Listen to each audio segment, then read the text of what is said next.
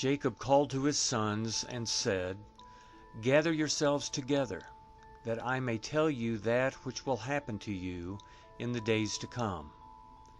Assemble yourselves and hear, you sons of Jacob. Listen to Israel, your father. Reuben, you are my firstborn, my might, and the beginning of my strength, excelling in dignity and excelling in power. Boiling over like water, you shall not excel, because you went up to your father's bed, then defiled it. He went up to my couch. Simeon and Levi are brothers. Their swords are weapons of violence. My soul, don't come into their council. My glory, don't be united to their assembly. For in their anger they killed men. In their self-will they hamstrung cattle. Cursed be their anger, for it was fierce, and their wrath, for it was cruel. I will divide them in Jacob, and scatter them in Israel. Judah, your brothers will praise you.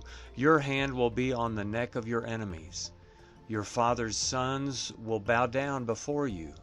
Judah is like a lion's cub. From the prey, my son, you have gone up. He stooped down, he crouched as a lion, as a lioness. Who will rouse him up? The scepter will not depart from Judah, nor the ruler's staff from between his feet, until he comes to whom it belongs. The obedience of the peoples will be to him, binding his foal to the vine, his donkey's colt to the choice vine. He has washed his garments in wine, his robes in the blood of grapes. His eyes will be red with wine, his teeth white with milk. Zebulun will dwell at the haven of the sea. He will be for a haven of ships. His border will be on Sidon. Issachar is a strong donkey lying down between the saddlebags. He saw a resting place, that it was good, the land, that it was pleasant. He bows his shoulder to the burden and becomes a servant doing forced labor. Dan will judge his people as one of the tribes of Israel. Dan will be a serpent on the trail, an adder in the path that bites the horse's heels, so that his rider falls backward. I have waited for your salvation, Yahweh. A troop will press on Gad, but he will press on their heel. Asher's food will be rich. He will produce royal dainties. Naphtali is a doe set free, who bears beautiful fawns. Joseph is a fruitful vine by a spring. His branches run over the wall. The archers have severely grieved him, shot at him, and persecuted him. But his bow remains strong. The arms of his hands were made strong by the hands of the mighty one of Jacob. From there is the shepherd, the stone of Israel.